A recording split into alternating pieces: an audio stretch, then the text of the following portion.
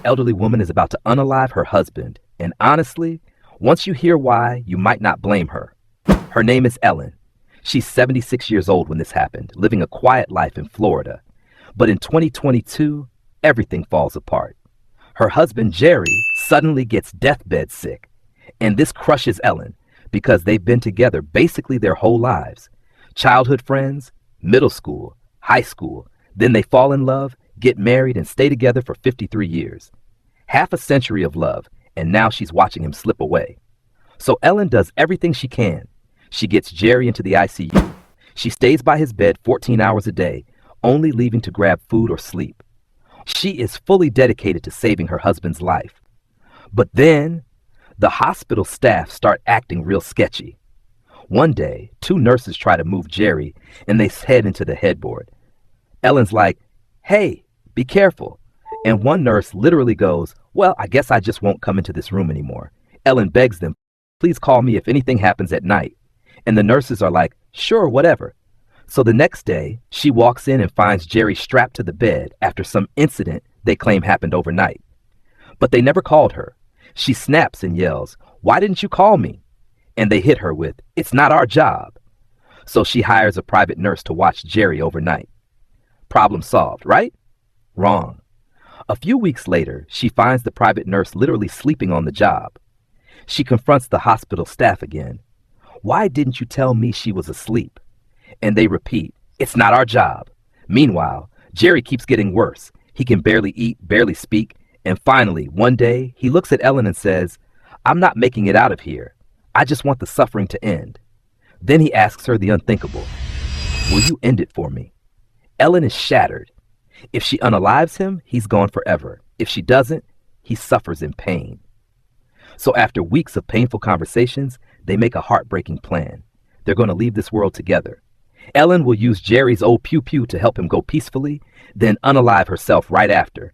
Heavy, heavy stuff. The day comes. Ellen walks into the hospital like normal, except this time she's got the pew-pew hidden in her bag. No one searches an old lady, I guess. She sits beside Jerry, shows it to him, and asks if he's sure. He can barely speak, but he signals yes. So Ellen points it at him and pulls the trigger. But she isn't done. She still has the second part of their plan.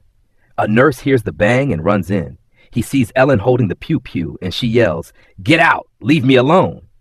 He sprints out screaming, "Shoot her!" Instant chaos. People running, the floor evacuates, the hospital goes into lockdown. Police rush in.